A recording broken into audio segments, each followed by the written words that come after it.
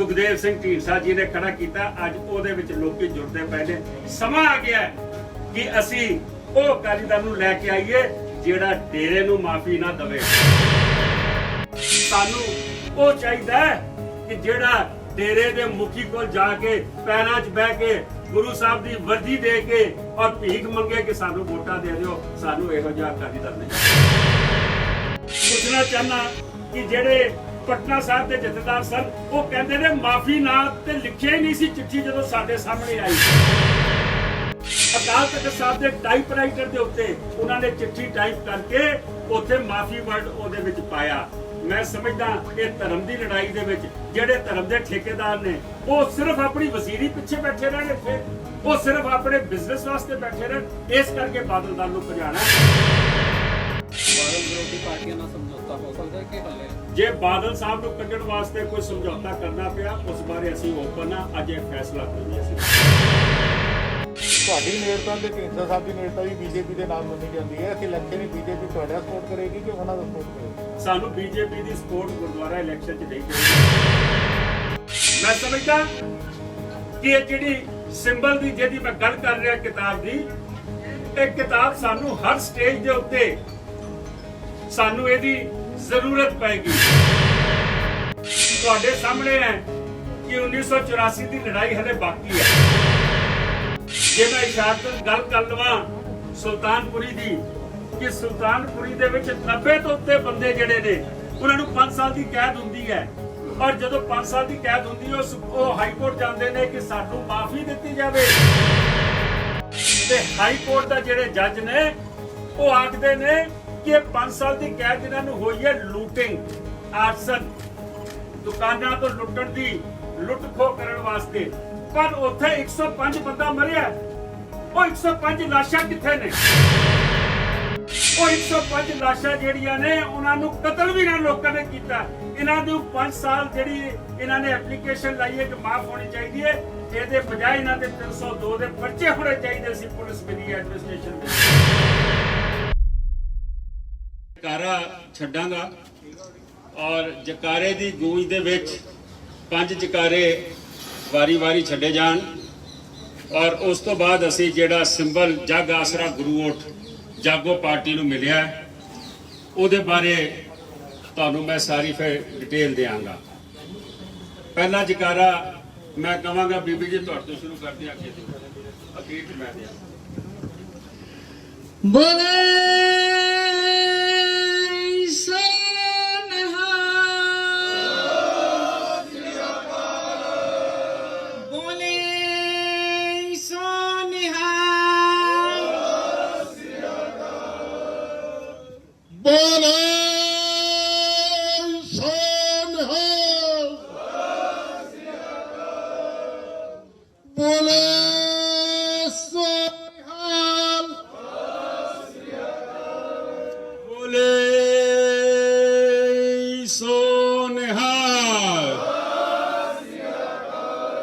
ਵਾਹਿਗੁਰੂ ਜੀ ਕਾ ਖਾਲਸਾ ਵਾਹਿਗੁਰੂ ਜੀ ਕੀ ਫਤਿਹ। ਮੈਂ ਚਾਹਾਂਗਾ ਜੀ ਇਹ ਪਿੱਛੇ ਨੂੰ ਇਹਨੂੰ ਖਿੱਚ ਲਓ ਜੀ ਉੱਪਰ ਨੂੰ ਆਰਾਮ ਨਾਲ ਡਿੱਗ ਨਾ ਜਾਏ। ਆਰਾਮ ਨਾਲ ਬੋਲੇ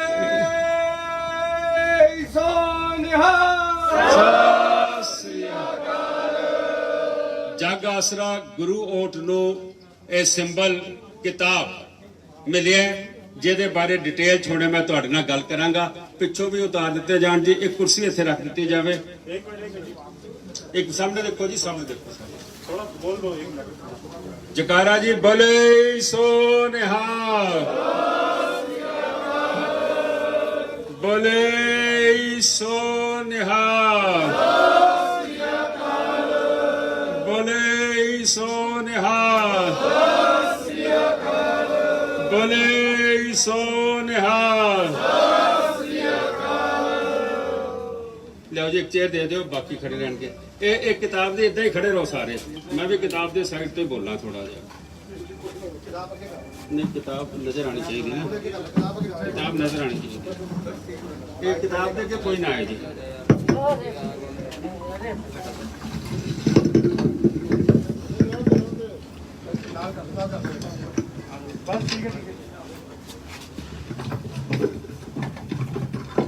ਜਗ ਆਸਰਾ ਗੁਰੂ ਔਟ ਅਸੀਂ ਸੰਗਤਾਂ ਦੇ ਆਸ਼ੀਰਵਾਦ ਦੇ ਨਾਲ ਪਿਛਲੇ ਸਾਲ 2 ਅਕਤੂਬਰ ਨੂੰ ਅਖੰਡ ਪਾਠ ਸਾਹਿਬ ਰੱਖ ਕੇ ਗੁਰਦੁਆਰਾ ਗ੍ਰੇਟ ਕੈਲਾਸ਼ ਤੋਂ ਇਸ ਦੀ ਸ਼ੁਰੂਆਤ ਕੀਤੀ ਸੀ ਔਰ ਜਗ ਆਸਰਾ ਗੁਰੂ ਔਟ, ਜਿਸ ਨੂੰ ਸ਼ਾਰਟ ਫਾਰਮ 'ਚ ਜਾਗੋ ਪਾਰਟੀ ਕਿਹਾ ਜਾਂਦਾ, ਜਗ ਆਸਰਾ ਗੁਰੂ ਔਟ ਜਥੇਦਾਰ ਸੰਤੋਖ ਸਿੰਘ ਪੂਰਾ ਇਹਦਾ ਨਾਮ ਹੈ। ਅੱਜ ਖੁਸ਼ੀ ਦੀ ਗੱਲ ਹੈ ਕਿ ਪਹਿਲਾ ਪੜਾਅ ਕਿ ਗੁਰਦੁਆਰਾ ਇਲੈਕਸ਼ਨ ਡਾਇਰੈਕਟਰ ਨੇ ਅੱਜ ਜਦੋਂ ਇਹ ਸਿੰਬਲ ਸਾਨੂੰ ਪਰਸੋਂ ਅਲਾਟ ਕੀਤਾ, ਇਸ ਵੇਲੇ ਇਹ 6ਵੀਂ ਪਾਰਟੀ ਹੈ, ਇਹ 6ਵੀਂ ਪਾਰਟੀ ਹੈ ਜਿਹੜੀ ਗੁਰਦੁਆਰਾ ਇਲੈਕਸ਼ਨ ਡਾਇਰੈਕਟਰ ਕੋਲ ਰਜਿਸਟਰਡ ਹੈ ਇਲੈਕਸ਼ਨ ਲੜਨ ਵਾਸਤੇ। ਅੱਜ ਤੋਂ ਪਹਿਲੇ 5 ਪਾਰਟੀਆਂ ਸਨ, ਇਹ 6ਵੀਂ ਪਾਰਟੀ ਹੈ। ਮੈਂ ਸਮਝਦਾ ਕਿ ਅਸੀਂ ਜਿਹੜਾ ਮਿਸ਼ਨ ਲੈ ਕੇ ਚੱਲੇ ਆ, ਉਹ ਮਿਸ਼ਨ ਲੈ ਕੇ ਚੱਲੇ ਆ ਨੀਹਾਂ ਤੋਂ ਲੀਹਾਂ ਤੱਕ। ਇਹਦਾ ਜੇ ਮੈਂ ਲੀਹਾਂ ਜਿਹੜੀਆਂ ਨੇ ਜਾਂ ਨੀਹਾਂ ਜਿਹੜੀਆਂ ਨੇ, ਨੀਹਾਂ ਦੇ ਉੱਤੇ ਇੱਕ ਇਮਾਰਤ ਖਤਮ ਹੁੰਦੀ ਹੈ, ਇੱਕ ਇਮਾਰਤ ਬਣਦੀ ਹੈ। ਨੀਹਾਂ ਦੇ ਉੱਤੇ ਜਦੋਂ ਡਰਾਇੰਗ ਬੋਰਡ ਦੇ ਉੱਤੇ ਲੀਹਾਂ ਖਿੱਚੀਆਂ ਜਾਂਦੀਆਂ ਨੇ ਤੇ ਇਮਾਰਤ ਖੜੀ ਹੁੰਦੀ ਹੈ, ਉਹਦੇ ਵਾਸਤੇ ਐਜੂਕੇਸ਼ਨ ਦੀ ਜ਼ਰੂਰਤ ਬਹੁਤ ਜ਼ਰੂਰੀ ਹੈ ਔਰ ਐਜੂਕੇਸ਼ਨ ਲਈ ਕਿਤਾਬ ਚਾਹੀਦੀ ਹੈ।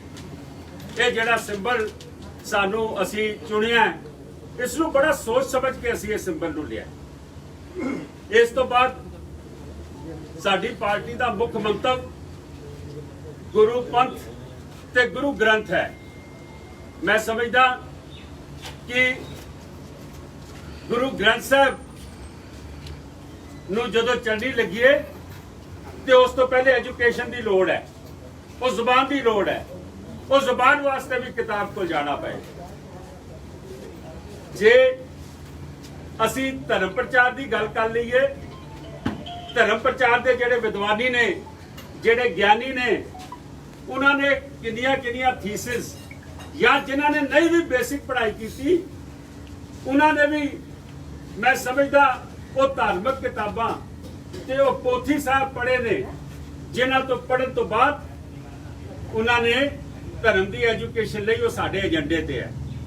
ਸਾਡੇ ਏਜੰਡੇ ਤੇ ਐਜੂਕੇਸ਼ਨ ਹੈ ਔਰ ਐਜੂਕੇਸ਼ਨ ਮੈਂ ਸਮਝਦਾ ਕਿ ਉਸ ਤੋਂ ਬਗੈਰ ਕੋਈ ਡਿਵੈਲਪਮੈਂਟ, ਮੈਂ ਡਿਵੈਲਪਮੈਂਟ ਜਦੋਂ ਗੱਲ ਕਰ ਰਿਹਾ, ਮੈਂ ਉਦੋਂ ਗੱਲ ਕਰ ਰਿਹਾ ਗੁਰੂ ਨਾਨਕ ਸਾਹਿਬ ਦੇ ਫਲਸਫੇ ਦੀ ਵੀ, ਕਿ ਨਾਮ ਜਪੋ, ਵੰਡ ਛਕੋ, ਕਿਰਤ ਕਰੋ। ਮੈਂ ਸਮਝਦਾ ਕਿਰਤ ਕਰਨ ਵਾਸਤੇ ਫਿਰ ਤੁਹਾਨੂੰ ਐਜੂਕੇਸ਼ਨ ਦੀ ਲੋੜ ਹੈ, ਸਾਨੂੰ ਕਿਤਾਬ ਦੀ ਲੋੜ ਪਏਗੀ। ਨਾਮ ਜਪਣ ਵਾਸਤੇ ਸਾਨੂੰ ਐਜੂਕੇਸ਼ਨ ਦੀ ਲੋੜ ਪਏਗੀ, ਐਜੂਕੇਸ਼ਨ ਹੋਣੀ ਚਾਹੀਦੀ ਹੈ, ਸਾਨੂੰ ਕਿਤਾਬ ਕੋਲ ਜਾਣਾ ਪਏਗਾ। ਅਸੀਂ ਐਜੂਕੇਸ਼ਨ ਦੀ ਗੱਲ ਕਰ ਰਹੇ ਹਾਂ। ਜੇ ਅੱਜ ਦਸਤਾਰਾਂ ਵਾਲੇ ਸਾਨੂੰ IPS, IRS, IFS, IAS ਨਹੀਂ ਨਜ਼ਰ ਆਉਂਦੇ, ਕਿਉਂਕਿ ਸਾਡੀ ਕੌਮ ਨੇ ਐਜੂਕੇਸ਼ਨ ਨੂੰ ਏਜੰਡੇ ਤੇ ਨਹੀਂ ਲਿਆ। ਹਾਲੇ ਤੱਕ ਤੁਸੀਂ ਯਹੂਦੀਆਂ ਨੂੰ ਦੇਖ ਲਓ, ਯਹੂਦੀਆਂ ਨੇ, ਇਜ਼ਰਾਈਲੀਜ਼ ਨੇ ਕਿਵੇਂ ਐਜੂਕੇਸ਼ਨ ਨੂੰ ਏਜੰਡੇ ਤੇ ਲਿਆ। 40 ਲੱਖ ਬੰਦਾ ਮਰਨ ਤੋਂ ਬਾਅਦ ਵੀ ਸੈਕੰਡ ਵਰਲਡ ਵਾਰ ਖਤਮ ਹੋ ਗਏ ਸੀ ਯਹੂਦੀ, ਲੇਕਿਨ ਅੱਜ ਦੁਨੀਆ ਦੇ ਰਾਜ ਕਰਦੇ ਨੇ, ਆਪਣਾ ਮੁਲਕ ਬਣਾ ਲਿਆ। ਅਮਰੀਕਾ ਦੀ ਪਾਵਰਫੁਲ ਡੈਮੋਕ੍ਰੇਸੀ ਉਹਨਾਂ ਦੇ ਅੱਗੇ ਖਲੋ ਨਹੀਂ ਸਕਦੀ ਔਰ ਦੁਨੀਆ ਦੀ ਸਭ ਤੋਂ ਵੱਡੀ ਮੈਂ ਸਮਝਦਾ ਵਾਂ ਇੰਡਸਟਰੀ, ਸੋਨੇ ਦਾ ਭਾਅ ਕੱਢਣਾ ਅੱਜ ਯਹੂਦੀਆਂ ਦਾ ਕੰਮ ਹੈ। ਅਸੀਂ 1984 ਦੀ ਲੜਾਈ ਲੜੀ ਔਰ ਉਹ ਲੜਾਈ ਵੀ ਕਿੱਥੇ ਜਾ ਕੇ ਲੜਨੀ ਪੈਣੀ ਹੈ, ਉਹ ਕੋਰਟ ਕਚਹਿਰੀਆਂ 'ਚ ਲੜਨੀ ਪੈਣੀ ਹੈ। ਔਰ ਜਦੋਂ ਕੋਰਟ ਕਚਹਿਰੀਆਂ 'ਚ ਗਏ ਤੇ ਜੇ ਜਿਹੜੀਆਂ ਟੀਮਾਂ ਲਾਈਆਂ ਉਹਨਾਂ ਕੋਲ ਐਜੂਕੇਸ਼ਨ ਸੀ ਤੇ ਉਹ ਕਾਮਯਾਬ ਹੋਏ, ਔਰ ਕਾਮਯਾਬ ਹੋਏ 35 ਸਾਲ ਬਾਅਦ। ਇਸ ਲਈ 35 ਸਾਲ ਬਾਅਦ ਸੱਜਣ ਕੁਮਾਰ ਅੰਦਰ ਜਾਂਦਾ, 100 ਬੰਦੇ ਅੰਦਰ ਜਾਂਦੇ ਨੇ, ਕਿਉਂਕਿ ਜਿਹੜੇ ਪਹਿਲੇ ਸਾਡੇ ਤੋਂ ਬੈਠੇ ਸੀ ਐਜੂਕੇਸ਼ਨ ਉਹਨਾਂ ਕੋਲ ਵੀ ਸੀ, ਲੇਕਿਨ ਨੀਅਤ ਨਹੀਂ ਸੀ 1984 ਦੀ ਲੜਾਈ ਲੜਨ ਦੀ। ਮੈਂ ਸਮਝਦਾ ਕਿ ਇਹ ਜਿਹੜੀ ਸਿੰਬਲ ਦੀ ਜਿਹਦੀ ਮੈਂ ਗੱਲ ਕਰ ਰਿਹਾ ਕਿਤਾਬ ਦੀ, ਇਹ ਕਿਤਾਬ ਸਾਨੂੰ ਹਰ ਸਟੇਜ ਦੇ ਉੱਤੇ ਸਾਨੂੰ ਇਹਦੀ ਜ਼ਰੂਰਤ ਪਏਗੀ। ਤੁਹਾਡੇ ਸਾਹਮਣੇ ਹੈ ਕਿ 1984 ਦੀ ਲੜਾਈ ਹਲੇ ਬਾਕੀ ਹੈ। ਮੈਂ ਪਾਸਟ ਪਰਫਾਰਮੈਂਸ ਦੀ ਗੱਲ ਕਰਾਂ, ਤੁਹਾਡੇ ਸਾਹਮਣੇ 1984 ਦੀ ਯਾਦਗਾਰ ਹੈ। ਤੁਹਾਡੇ ਸਾਹਮਣੇ ਵਿਡੋਜ਼ ਨੂੰ ਪੈਨਸ਼ਨ ਲਗਾਈ ਸੀਗੀ। ਮੈਂ ਅੱਜ ਗੱਲ ਕਰ ਲਵਾਂ 186 ਕੇਸ ਅਸੀਂ ਸੁਪਰੀਮ ਕੋਰਟ 'ਚ ਜਾ ਕੇ ਜਿਹਦੇ ਸਾਰ ਆਪਣੇ ਗੁਰਲਾਲ ਸਿੰਘ ਸੀਗੇ, ਸਾਰ ਗੁਰਲਾਲ ਸਿੰਘ ਵੱਲੋਂ ਔਰ ਸਾਡੇ ਵੱਲੋਂ ਇੱਕ ਕੇਸ ਪਾਇਆ ਗਿਆ ਸੀ। ਉਸ ਕੇਸ ਦੇ ਵਿੱਚ ਸੁਪਰੀਮ ਕੋਰਟ ਨੇ ਆਰਡਰ ਕੀਤਾ ਔਰ ਜਸਟਿਸ ਢੀਂਗਰਾ ਦੀ SIT ਬਣੀ। 186 ਕੇਸ ਅਸੀਂ ਖੋਲ ਕੇ ਦਿੱਤੇ, ਲੇਕਿਨ ਅਖੀਰ ਉਹ ਬੰਦ ਹੋਏ।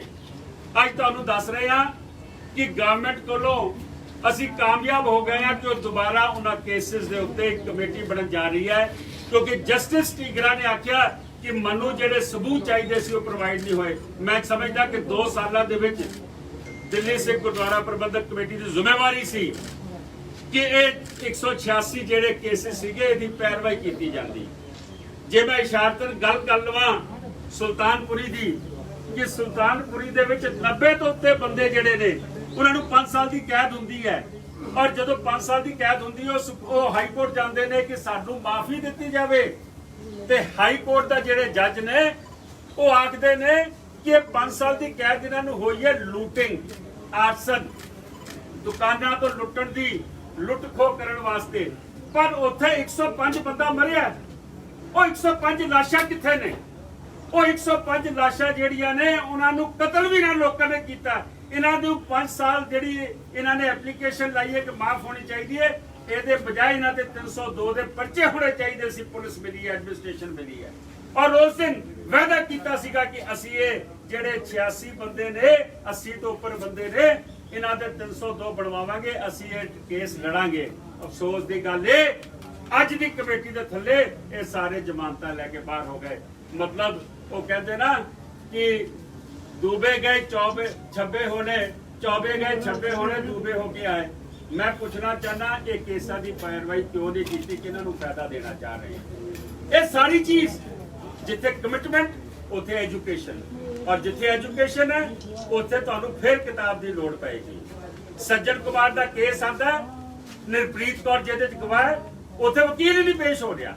ਇਹ ਤੇ ਉਸ ਦਿਨ ਦੁਸ਼ਮਣ ਦਵੇ ਅਗਰ ਹਿੰਮਤ ਨਾ ਕਰਦਾ ਤੇ ਮੈਂ ਸਮਝਦਾ ਵਾਂ ਉਹ ਕੇਸ ਵੀ ਸਾਡਾ ਖਤਮ ਸੀ।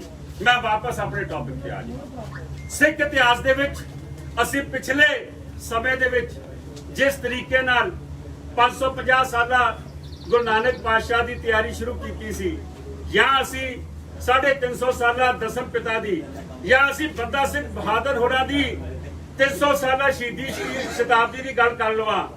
ਮੈਂ ਸਮਝਦਾ ਜਿਸ ਤਰੀਕੇ ਨਾਲ ਪ੍ਰੋਗਰਾਮ ਕੀਤੇ ਤੁਹਾਡੇ ਸਾਹਮਣੇ ਹੈ, ਕਦੀ ਇੰਡੀਆ ਗੇਟ ਦੇ ਉੱਤੇ, ਕਦੀ ਪ੍ਰਧਾਨ ਮੰਤਰੀ ਇੰਡੋਰ ਸਟੇਡੀਅਮ 'ਚ ਮੋਦੀ ਸਾਹਿਬ ਆ ਰਹੇ 25,000 ਸਿੱਖਾਂ, ਕਦੀ ਦਿੱਲੀ ਤੋਂ ਟ੍ਰੇਨਾਂ ਲੈ ਕੇ ਅਸੀਂ 5000 ਬੰਦੇ ਨੂੰ ਉਸ ਸਥਾਨ ਤੇ ਲੈ ਕੇ ਜਾਂਦੇ ਆ, ਪਟਨਾ ਸਾਹਿਬ ਦੀ ਪਾਵਨ ਧਰਤੀ ਤੇ ਜਿੱਥੇ ਗੁਰੂ ਸਾਹਿਬ ਦਾ ਜਨਮ ਹੋਇਆ ਸੀਗਾ 5 ਜਨਵਰੀ 2017, ਜਿਸ ਦਿਨ ਉੱਥੇ ਵੱਡੇ ਸਮਾਗਮ ਪਟਨਾ ਸਾਹਿਬ ਦੀ ਧਰਤੀ ਤੇ ਮਨਾਏ ਗਏ ਸੀਗੇ। ਉਹ ਇਤਿਹਾਸ ਨੂੰ ਸਮਝਣ ਲਈ, ਆਪਣੀ ਪੀੜ੍ਹੀ ਤੱਕ ਲਿਜਾਣ ਲਈ ਫਿਰ ਆਪਾਂ ਨੂੰ ਕਿਤਾਬ ਦੇ ਲੜ ਲੱਗਣਾ ਪਏਗਾ, ਸਾਨੂੰ ਕਿਤਾਬ ਕੋਲ ਜਾਣਾ ਪਏਗਾ।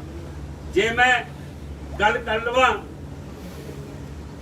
ਇਤਿਹਾਸ ਦੇ ਵਿੱਚ ਹੀ ਕਿ ਕਿਸੇ ਨੂੰ ਪਤਾ ਸੀ ਲਾਲ ਕਿਲੇ ਤੇ ਕੀ ਹੋਇਆ ਸੀ? ਇਹ ਤੇ ਪਤਾ ਸੀ ਕਿ ਲਾਲ ਕਿਲੇ ਤੋਂ ਨਵੇਂ ਪਾਤਸ਼ਾਹ ਨੂੰ ਸ਼ਹਾਦਤ ਦਾ ਹੁਕਮ ਹੋਇਆ ਸੀ। ਇਹ ਪਤਾ ਸੀ ਲਾਲ ਕਿਲੇ ਤੋਂ ਬੰਦਾ ਬਹਾਦਰ ਤੇ ਉਹਦੇ 740 ਸਿੰਘਾਂ ਨੂੰ ਸ਼ਹਾਦਤ ਦਾ ਹੁਕਮ ਹੋਇਆ ਸੀ, ਉਹਦੇ ਬੱਚੇ ਦਾ, ਉਹਦੇ ਜਰਨੈਲਾਂ ਦਾ ਸ਼ਹਾਦਤ ਦਾ ਹੁਕਮ ਹੋਇਆ ਸੀ। ਇਹ ਨਹੀਂ ਪਤਾ ਸੀਗਾ ਕਿ 1783 ਚ ਸਿੱਖ ਜਰਨੈਲਾਂ ਨੇ ਬਾਬਾ ਬਗੇਲ ਸਿੰਘ ਜੀ, ਜੱਸਾ ਸਿੰਘ ਆਲੂਵਾਲੀਆ ਜੀ, ਜੱਸਾ ਸਿੰਘ ਰਾਮਗੜੀਆ ਜੀ, ਤਾਰਾ ਸਿੰਘ ਕੇਬਾ ਜੀ, ਮਹਾ ਸਿੰਘ ਸ਼ੁਕਰ ਚੱਕੀਆ ਜੀ, ਇਹਨਾਂ ਨੇ ਲਾਲ ਕਿਲਾ ਫਤਿਹ ਕੀਤਾ ਸੀ। ਔਰ ਉਹੀ ਨਿਸ਼ਾਨਦੇਹੀ ਜਿਹੜੀ ਉਸ ਵੇਲੇ ਬਾਬਾ ਬਗੇਲ ਸਿੰਘ ਜੀ ਨੇ ਇਤਿਹਾਸਕ ਗੁਰਦੁਆਰਿਆਂ ਦੀ ਕੀਤੀ। ਇੱਕ ਗੱਲ ਯਾਦ ਰੱਖ ਲੈਣਾ, ਇਤਿਹਾਸ ਲਿਖਿਆ ਜਾਏਗਾ। ਇਤਿਹਾਸ ਇਹ ਹੋਏਗਾ ਕਿ ਜਦੋਂ ਸਿੱਖ ਜਰਨੈਲਾਂ ਨੇ ਦਿੱਲੀ ਫਤਿਹ ਕੀਤੀ ਸੀ, ਗੁਰਦੁਆਰਾ ਸਾਹਿਬ ਨਹੀਂ ਸੀਗੇ ਇੱਥੇ। ਇਹ ਨਿਸ਼ਾਨਦੇਹੀ ਬਾਬਾ ਬਗੇਲ ਸਿੰਘ ਨੇ ਜਦੋਂ ਸਿੱਖਾਂ ਨੇ ਆ ਕੇ ਕੇਸਰੀ ਨਿਸ਼ਾਨ ਚਲਾਇਆ, ਉਸ ਵੇਲੇ ਨਿਸ਼ਾਨਦੇਹੀ ਹੋਈ। ਔਰ ਉਹਦੇ ਬਾਅਦ ਇੱਕ ਸਮਾਂ ਆਇਆ ਜਥੇਦਾਰ ਸੰਤੋਖ ਸਿੰਘ ਦਾ ਕਿ ਜਿਨ੍ਹਾਂ ਨੇ ਇਹ ਗੁਰਦੁਆਰਿਆਂ ਜਿਹੜੀਆਂ ਨਿੱਕੀਆਂ ਨਿੱਕੀਆਂ ਜ਼ਮੀਨਾਂ ਤੇ ਸਨ, ਉਹ ਜ਼ਮੀਨਾਂ ਦੇ ਆਲੇ ਦੁਆਲੇ ਕਿੱਡੀਆਂ ਜ਼ਮੀਨਾਂ, ਭਾਵੇਂ ਪੰਡਤ ਨਹਿਰੂ ਹੋਵੇ, ਲਾਲ ਬਹਾਦਰ ਸ਼ਾਸਤਰੀ, ਇੰਦਰਾ ਗਾਂਧੀ ਹੋਵੇ, ਆਪਣੇ ਲਈ ਕੋਈ ਕੋਟਾ ਪਰਮਿਟ ਲਾਇਸੈਂਸ ਨਹੀਂ ਲਿਆ, ਕੌਮ ਦੀਆਂ ਜਾਇਦਾਦਾਂ ਬਣਾਈਆਂ। ਕਿਤੇ ਸਕੂਲ ਬਣਦੇ ਨੇ 20, ਕਿਤੇ 4 ਕਾਲਜ ਬਣਦੇ ਨੇ, ਕਿਤੇ ਸਿੱਖਾਂ ਦੇ ਮਸਲੇ ਤੇ ਪਹਿਰਾ ਦਿੱਤਾ ਜਾਂਦਾ। ਔਰ ਉਹਨਾਂ ਤੋਂ ਬਾਅਦ ਅਗਰ ਕਿਸੇ ਨੂੰ ਸਿੱਖ ਇਤਿਹਾਸ ਯਾਦ ਕੀਤਾ ਜਾਏਗਾ, ਬਾਬਾ ਬਗੇਲ ਸਿੰਘ, ਜਥੇਦਾਰ ਸੰਤੋਖ ਸਿੰਘ ਤੇ ਬਾਬਾ ਹਰਬੰਸ ਸਿੰਘ ਜੀ, ਜਿਨ੍ਹਾਂ ਨੇ ਕਾਰ ਸੇਵਾ ਕਰਕੇ ਇਹਨਾਂ ਗੁਰਦੁਆਰਿਆਂ ਨੂੰ, ਇਹਨਾਂ ਸਰਾਵਾਂ ਨੂੰ, इन्हां हस्पतालों नूं जो उन्होंने कायम किया। मैनूं याद है बाबा हरबंस सिंह जी ने मैनूं कहा सी एक दिन, मैनूं आखदे ने मेरा काम सुनियारे दा है, मैं सुनियारा वां, मैं गहने बना रहा वां। मैं कहा बाबा जी मैं समझिया नहीं। कहता अगर तेरा प्यो जथेदार संतोख सिंह ये सोना ना इकट्ठा करके जमीनां की शक्ल च जांदा ते मैं इमारतां कित्थे खड़ियां करनियां सी। अज उन्होंने गया ये बाबा जी कह रहे हैं उदों 32 साल हो गए सी, अज 40 साल ने या 30 साल हो गए सी जथेदार जी नूं गया ते मनु आखदे ने कि अज इन्ने साल हो गए ने और मैं 1975 तो लगा वा। 1975 तो अज जे मैं साल गिन लवां ते मेरे 30-35 साल हो गए ने। मैं इमारतां बनांदा जा रहा पर सोना नहीं मुक रहा, गहने हले होर भी बनने ने, जमीनां हले होर भी। बोले सोनहा ये जिहड़ी असीं पार्टी बनाई है धार्मिक पार्टी है। साडा कोई मैंबर गुरुद्वारा कमेटी का कोई इलैक्शन च नहीं जाएगा, MC दी, MLA दी या किसी MP दी। ਜਿਹੜਾ ਗੁਰਦੁਆਰਾ ਕਮੇਟੀ ਦੀ ਚੋਣ ਲੜੇਗਾ ਉਹ ਇਹ ਚੋਣਾਂ ਨਹੀਂ ਲੜਨਗੀਆਂ, ਕਿਉਂਕਿ ਤੁਹਾਨੂੰ ਪਤਾ ਹੈ ਕਿ ਗੁਰਦੁਆਰੇ ਦੇ ਜਿਹੜੇ MLA ਬਣੇ ਨੇ, ਜਿਹੜੇ ਅੱਜ ਪ੍ਰਧਾਨ ਸਕੱਤਰ ਬਣੇ ਨੇ, ਉਹ ਚੋਣਾਂ 'ਚ ਕੀ ਕਰਦੇ ਰਹੇ। ਮੈਂ ਉਸ ਡਿਟੇਲ 'ਚ ਅੱਜ ਨਹੀਂ ਜਾਣਾ ਚਾਹਾਂਗਾ, ਬੜੀ ਵਾਰੀ ਤੁਹਾਡੇ ਸਾਹਮਣੇ ਸ਼ੇਅਰ ਕਰ ਚੁੱਕਾ ਹਾਂ। ਸਾਡੇ ਮਸਲੇ ਨੇ, ਸਾਡਾ ਮਸਲਾ ਗਿਆਨ ਗੋਦੜੀ ਸਾਹਿਬ ਦਾ, ਸਾਡਾ ਮਸਲਾ ਹੈ ਡਾਂਗਮਾਰ ਸਾਹਿਬ ਦਾ ਸਿੱਕਿਮ ਦੇ ਵਿੱਚ, ਸਾਡਾ ਮਸਲਾ ਮੈਂ ਸਮਝਦਾ ਵਾਂ ਕਿ 1973 ਦਾ ਜਿਹੜਾ ਅਨੰਦਪੁਰ ਸਾਹਿਬ ਰੈਜ਼ੋਲੂਸ਼ਨ ਹੈ ਜਿਸ ਨੂੰ ਅਕਾਲੀ ਦਲ ਛੱਡੀ ਬੈਠਾ ਹੈ। ਕਿਉਂ ਛੱਡੀ ਬੈਠਾ ਅਕਾਲੀ ਦਲ ਇਸ ਕਰਕੇ ਛੱਡੀ ਬੈਠਾ ਹੈ ਕਿਉਂਕਿ ਵਜ਼ੀਰੀਆਂ ਚਾਹੀਦੀਆਂ ਨੇ, ਆਪਣੇ ਪਲਾਟ ਚਾਹੀਦੇ ਨੇ, ਆਪਣੇ ਹੋਟਲਾਂ ਦੇ ਆਪਣੇ ਬਿਜ਼ਨਸ ਚਾਹੀਦੇ ਨੇ। ਅਕਾਲੀ ਦਲ ਨੇ ਉਸ ਤੇ ਮਿੱਟੀ ਪਾਤੀ। ਇਸੇ ਕਰਕੇ ਕਿ ਨਵਾਂ ਅਕਾਲੀ ਦਲ ਜਿਹੜਾ ਸੁਖਦੇਵ ਸਿੰਘ ਢੀਂਡਸਾ ਜੀ ਨੇ ਖੜਾ ਕੀਤਾ, ਅੱਜ ਉਹਦੇ ਵਿੱਚ ਲੋਕੀ ਜੁੜਦੇ ਪਏ ਨੇ। ਸਮਾਂ ਆ ਗਿਆ ਕਿ ਅਸੀਂ ਉਹ ਅਕਾਲੀ ਦਲ ਨੂੰ ਲੈ ਕੇ ਆਈਏ ਜਿਹੜਾ ਡੇਰੇ ਨੂੰ ਮਾਫੀ ਨਾ ਦੇਵੇ, ਜਿਹੜਾ ਪੰਥ ਦੋਖੀਆਂ ਨੂੰ ਮਾਫੀ ਨਾ ਦੇਵੇ, ਗੁਰੂ ਗ੍ਰੰਥ ਸਾਹਿਬ ਦੀ ਬੇਅਦਬੀ ਕਰਨ ਵਾਲਿਆਂ ਨੂੰ ਮਾਫੀ ਨਾ ਦੇਵੇ, ਜਿਹੜਾ ਮੈਂ ਸਮਝਦਾ ਕਿ ਉਹਨਾਂ ਨਜਾਇਜ਼ ਗੋਲੀ ਚਲਾਉਣ ਵਾਲੇ ਪੁਲਿਸ ਅਫਸਰਾਂ ਨੂੰ ਨਾ ਬਚਾਵੇ। ਸਾਨੂੰ ਉਹ ਚਾਹੀਦਾ ਕਿ ਜਿਹੜਾ ਡੇਰੇ ਦੇ ਮੁਖੀ ਕੋਲ ਜਾ ਕੇ ਪੈਰਾਂ 'ਚ ਬਹਿ ਕੇ ਗੁਰੂ ਸਾਹਿਬ ਦੀ ਵਰਦੀ ਦੇ ਕੇ ਔਰ ਭੀਖ ਮੰਗੇ ਕਿ ਸਾਨੂੰ ਵੋਟਾਂ ਦੇ ਦਿਓ, ਸਾਨੂੰ ਇਹੋ ਜਿਹਾ ਅਕਾਲੀ ਦਲ ਨਹੀਂ ਚਾਹੀਦਾ। ਅਸੀਂ ਪੰਥਕ ਇਸ਼ੂਜ਼ ਦੇ ਉੱਤੇ ਪਹਿਰਾ ਦੇਵਾਂਗੇ ਔਰ ਉਹਦੇ ਵਾਸਤੇ ਲੜਾਂਗੇ। ਜੇ ਮੈਂ ਗੱਲ ਕਰ ਲਵਾਂ ਕਿ ਜੋ ਪਿੱਛੇ ਕੰਮ ਕੀਤੇ ਨੇ, ਇਹ ਸੱਚ ਦੀ ਕੰਧ ਤੁਹਾਨੂੰ ਪਤਾ ਹੈ, ਇਹ 84 ਦੀ ਲੜਾਈ ਤੁਹਾਨੂੰ ਪਤਾ, ਸੱਜਣ ਕੁਮਾਰ ਤੋਂ ਲੈ ਕੇ ਕਿਹੜੇ ਬੰਦੇ ਅੰਦਰ ਗਏ ਨੇ, ਇਹ ਤੁਹਾਨੂੰ ਪੈਨਸ਼ਨ ਪਤਾ ਹੈ। ਜੇ ਹਿਸਟਰੀ ਦੀ ਗੱਲ ਕਰਾਂ ਤੁਹਾਡੇ ਸਾਹਮਣੇ ਲਾਲ ਕਿਲੇ ਦੀ ਕੀਤੀ, ਇੰਡੀਆ ਗੇਟ ਦੇ ਪ੍ਰੋਗਰਾਮ, ਕਦੀ ਸੋਚਿਆ ਸੀ ਕਿ ਕਨੌਟ ਪਲੇਸ ਦੇ ਵਿੱਚ ਕਿਤੇ ਇਹੋ ਜਿਹੇ ਗੱਤਕੇ ਖੇਡੇ ਜਾਣਗੇ, ਕਵੀ ਦਰਬਾਰ ਹੋਣਗੇ। ਜੇ ਬਾਬਾ ਬੰਦਾ ਸਿੰਘ ਬਹਾਦਰ ਦਾ ਬੁੱਤ ਨਹੀਂ ਲੱਗਣ ਦਿੰਦੀ ਸੀ ਸਰਕਾਰ, ਤੁਹਾਡੇ ਸਾਹਮਣੇ ਮੰਡੀ ਆਓ ਜਾ ਕੇ ਦੇਖ ਲਓ। ਬਾਬਾ ਜੀਵਨ ਸਿੰਘ ਹੋਰਾਂ ਦੇ ਨਾਂ ਤੇ ਹਾਲ ਖੜਾ ਕਰਨਾ, ਬਾਬਾ ਮੱਖਣ ਸ਼ਾਹ ਲੁਬਾਣੇ ਦਾ ਦਿਨ ਕਦੀ ਅੱਜ ਤੱਕ ਗੁਰੂ ਲਾਦੋਰੇ ਨਹੀਂ ਮਨਾਇਆ ਗਿਆ। ਇੰਟਰਨੈਸ਼ਨਲ ਲੋਕਾਂ ਨੇ ਆ ਕੇ ਉਹਦੇ ਸ਼ਿਰਕਤ ਕੀਤੀ ਜਦੋਂ ਅਸੀਂ ਇਹ ਦਿਵਸ ਮਨਾਏ। ਮੈਂ ਸਮਝਦਾ ਵਾਂ ਕਿ ਭਾਵੇਂ ਗੁਰਦੁਆਰਿਆਂ ਦੀ ਦਿੱਖ ਦੇਖੋ ਪਿਛਲੇ 6 ਸਾਲਾਂ 'ਚ, ਅੱਜ ਦੀ ਕਮੇਟੀ ਰਿਬਨ ਕੱਟ ਰਹੀ ਹੈ। ਜਿਹੜੇ ਪ੍ਰੋਗਰਾਮ ਹੋ ਚੁੱਕੇ ਸੀ, ਜਿਹੜੇ ਅਸੀਂ ਸ਼ੁਰੂ ਕੀਤੇ ਸੀ, ਉਹ ਹੁਣ ਕੰਪਲੀਟ ਹੋ ਰਹੇ, ਰਿਬਨ ਕੱਟ ਰਹੇ ਨੇ। ਉਹ ਭਾਵੇਂ ਇੰਟਰਨੈਸ਼ਨਲ ਸੈਂਟਰ ਹੋਵੇ ਸਿੱਖ ਸਟੱਡੀਜ਼ ਦਾ, ਭਾਵੇਂ ਉਹ ਮੋਤੀ ਬਾਗ ਸਾਹਿਬ ਦੀ ਸਰਾਂ ਹੋਵੇ, ਭਾਵੇਂ ਉਹ ਗੁਰੂ ਨਾਨਕ ਪਿਓ ਸਾਹਿਬ ਗੁਰਦੁਆਰਾ ਨਾਨਕ ਪਿਓ ਸਾਹਿਬ ਦੇ ਅੰਦਰ ਦੇ ਹਾਲ ਦੀ ਇਮਾਰਤ ਹੋਵੇ, ਭਾਵੇਂ ਉਹ ਜਿਹੜਾ ਸੈਂਟਰ ਹੈਗਾ ਜਾਂ ਸਰਾਵਾਂ ਦੇ ਉਦਘਾਟਨ ਹੋਣ। ਮੈਂ ਸਮਝਦਾ ਕਿ ਤੁਹਾਡੇ ਸਾਹਮਣੇ ਚੌਪੱਖੀ ਕੰਮ ਕੀਤਾ। ਇਤਿਹਾਸ ਤੇ, ਗੁਰਬਾਣੀ ਤੇ, ਸਹਿਜ ਪਾਠ ਦੇ ਪ੍ਰੋਗਰਾਮ ਹੋਣ, ਪਾਠ ਪੋਥ ਸਮਾਗਮ ਹੋਣ, ਬੀਬੀਆਂ ਦੀ ਅਸੀਂ ਏਡੀ ਵੱਡੀ ਕਨਵੈਨਸ਼ਨ ਕੀਤੀ, ਮਾਤਾ ਸਾਹਿਬ ਕੌਰ ਜੀ ਦੇ ਨਾਂ ਦੇ ਉੱਤੇ ਹਜ਼ਾਰਾਂ ਬੀਬੀਆਂ ਆਈਆਂ। ਮੈਂ ਸਮਝਦਾ ਅਸੀਂ ਜਿੱਥੇ ਨੌਜਵਾਨਾਂ ਨੂੰ, ਜਿੱਥੇ ਅਸੀਂ ਮਾਤਾਵਾਂ ਬੀਬੀਆਂ ਨੂੰ, ਜਿੱਥੇ ਅਸੀਂ ਬਜ਼ੁਰਗਾਂ ਨੂੰ, ਜਿੱਥੇ ਅਸੀਂ ਨੌਜਵਾਨਾਂ ਨੂੰ, ਜਿੱਥੇ ਅਸੀਂ ਸਟੂਡੈਂਟਸ ਨੂੰ ਅਸੀਂ ਐਜੂਕੇਸ਼ਨ ਵਾਲੇ ਪਾਸੇ ਲਾਣਾ, ਉਸੇ ਤਰੀਕੇ ਨਾਲ ਅਸੀਂ ਉਹਨਾਂ ਨੂੰ ਧਰਮ ਵਾਲੇ ਪਾਸੇ ਲਾਣਾ। ਔਰ ਜਿਹੜੇ ਸਮਾਜ, ਜੇ ਅਸੀਂ ਗੁਰੂ ਲਾਦੋਰੇ ਦਿਵਸ ਮਨਾਇਆ ਤੇ ਕਿਉਂ ਮਨਾਇਆ?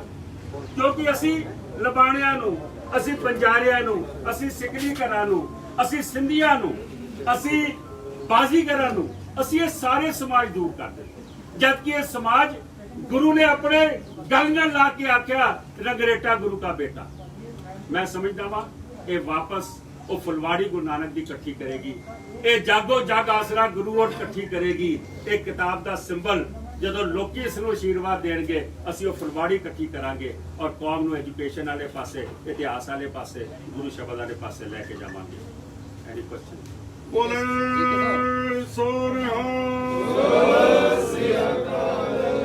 ਠੀਕ ਹੈ ਸਰ, ਤੁਸੀਂ ਹੁਣੇ ਦੱਸਿਆ ਕਿ ਤੁਹਾਡਾ ਪਾਰਟੀ ਦਾ ਏਜੰਡਾ ਗੁਰੂ ਗ੍ਰੰਥ ਹੈਗਾ, ਲੇਕਿਨ ਥੋੜੇ ਦਿਨ ਬਾਅਦ ਤੁਸੀਂ ਕਹਿ ਰਹੇ ਕਿ ਬਾਦਲ ਦਲ ਨੂੰ ਭਜਾਣਾ ਏਜੰਡਾ ਤੁਹਾਡਾ। ਕਿਉਂਕਿ ਇਸ ਕਰਕੇ ਕਿ ਜਿਸ ਬਾਦਲ ਪਰਿਵਾਰ ਨੇ ਅਕਾਲ ਤਖਤ ਨੂੰ ਆਪਣੀ ਗਲਵਕੜੀ 'ਚ ਲੈ ਕੇ ਰੱਖਿਆ, ਜਿਸ ਬਾਦਲ ਦਲ ਨੇ ਸ਼੍ਰੋਮਣੀ ਕਮੇਟੀ ਨੂੰ ਗਲਵਕੜੀ 'ਚ ਲੈ ਕੇ ਰੱਖਿਆ, ਅੱਜ ਸਾਹਮਣੇ ਆ ਰਹੇ ਨੇ। ਇਸ ਤੋਂ ਵੱਡੇ ਸਬੂਤ ਕੀ ਹੋਣਗੇ? 5 ਜਥੇਦਾਰਾਂ ਨੇ ਮਾਫੀ ਦਿੱਤੀ। ਗਿਆਨੀ ਗੁਰਮੁਖ ਸਿੰਘ ਹੋਰੀ ਕਹਿ ਰਹੇ ਨੇ, ਦਮਦਮਾ ਸਾਹਿਬ ਦੇ ਉਸ ਵੇਲੇ ਐਕਟਿਵ ਜਥੇਦਾਰ, ਉਹ ਆਖਦੇ ਪਏ ਨੇ ਕਿ ਜੀ ਇਹ ਜਿਹੜੀ ਮਾਫੀ ਦਿੱਤੀ ਸੀ, ਮੈਨੂੰ ਸਰਸਾ ਸਾਹਿਬ ਦੇ 4 ਫੋਨ ਆਏ ਰਾਤੀ ਕਿ ਤੁਸੀਂ ਸਵੇਰੇ ਕੁਝ ਨਹੀਂ ਬੋਲਣਾ। ਮੈਂ ਪੁੱਛਣਾ ਚਾਹਨਾ ਕਿ ਜਿਹੜੇ ਪਟਨਾ ਸਾਹਿਬ ਦੇ ਜਥੇਦਾਰ ਸਨ, ਉਹ ਕਹਿੰਦੇ ਨੇ ਮਾਫੀ ਨਾ ਤੇ ਲਿਖਿਆ ਹੀ ਨਹੀਂ ਸੀ ਚਿੱਠੀ ਜਦੋਂ ਸਾਡੇ ਸਾਹਮਣੇ ਆਈ। ਇਹ ਅਕਾਲ ਤਖਤ ਸਾਹਿਬ ਦੇ ਟਾਈਪਰਾਈਟਰ ਦੇ ਉੱਤੇ ਉਹਨਾਂ ਨੇ ਚਿੱਠੀ ਟਾਈਪ ਕਰਕੇ ਉੱਥੇ ਮਾਫੀ ਵਰਡ ਉਹਦੇ ਵਿੱਚ ਪਾਇਆ। ਮੈਂ ਸਮਝਦਾ ਇਹ ਧਰਮ ਦੀ ਲੜਾਈ ਦੇ ਵਿੱਚ ਜਿਹੜੇ ਧਰਮ ਦੇ ਠੇਕੇਦਾਰ ਨੇ, ਉਹ ਸਿਰਫ ਆਪਣੀ ਵਜ਼ੀਰੀ ਪਿੱਛੇ ਬੈਠੇ ਰਹਿਣ, ਇੱਥੇ ਉਹ ਸਿਰਫ ਆਪਣੇ ਬਿਜ਼ਨਸ ਵਾਸਤੇ ਬੈਠੇ ਰਹਿਣ। ਇਸ ਕਰਕੇ ਬਾਦਲ ਦਲ ਨੂੰ ਭਜਾਣਾ ਹੈ, ਜਿਹੜੇ ਕੌਮ ਦਾ ਕਾਣ ਕਰ ਰਹੇ। ਤੁਸੀਂ ਬਾਦਲ ਦਲ ਦੀ 11 ਸਾਲ ਪ੍ਰਧਾਨਗੀ ਕੀਤੀ ਹੈ ਔਰ ਮਿਹਨਤ ਵੀ ਕੀਤੀ ਹੈ ਪਾਰਟੀ ਨੂੰ ਮਜ਼ਬੂਤ ਕਰਨ ਵਾਸਤੇ। ਹੁਣ ਤੁਹਾਨੂੰ ਲੱਗਦਾ ਨਹੀਂ ਕਿ ਉਸੇ ਮਿਹਨਤ ਤੇ ਪਾਣੀ ਫੇਰ ਰਹੇ ਹੋ? ਮੈਂ ਸਮਝਦਾ ਵਾਂ ਕਿ ਜਦੋਂ ਇਹ ਪਤਾ ਲੱਗਾ ਕਿ ਕਿਸ ਤਰੀਕੇ ਨਾਲ ਗੁਰੂ ਗ੍ਰੰਥ ਸਾਹਿਬ ਦੀ ਬੇਅਦਬੀ ਦੇ ਵਿੱਚ ਇਹਨਾਂ ਦੇ ਹੱਥ ਨੇ, ਇਹ ਪਤਾ ਲੱਗਾ ਕਿ ਕਿਸ ਤਰੀਕੇ ਨਾਲ ਇਹਨਾਂ ਦਾ ਡੇਰੇ ਨੂੰ ਮਾਫੀ ਦੇਣ ਦੇ ਵਾਸਤੇ ਹੱਕ ਨੇ, ਮੈਂ ਉਦੋਂ ਵੀ ਬੋਲਿਆ ਸੀਗਾ। ਔਰ ਅੱਜ ਜਿਹੜੇ ਮੇਰੇ ਤੇ ਮੁਕੱਦਮੇ ਜਾਂ ਕੇਸ ਪਾਏ ਨੇ, ਉਹਦਾ ਕਾਰਨ ਇਹ ਆ ਕਿ ਮੈਂ ਇਹਨਾਂ ਦੀ ਗੱਲ ਤੇ ਬੋਲ ਨਹੀਂ ਲਾ ਸਕਦਾ। ਇਹਨਾਂ ਦੇ ਬੋਲ ਜਿਹੜੇ ਲਾ ਸਕਦੇ ਨੇ, ਇੱਕ ਪ੍ਰਧਾਨ ਬਣਾ ਦਿੱਤਾ ਇਹਨਾਂ ਨੇ ਜਿਨ੍ਹਾਂ ਨੇ ਡੇਰਾ ਮਾਫੀ ਦੇ ਵਿੱਚ ਸਿੰਘ ਸਭਾਨ ਨੂੰ ਧਮਕੀਆਂ ਦਿੱਤੀਆਂ ਨੇ।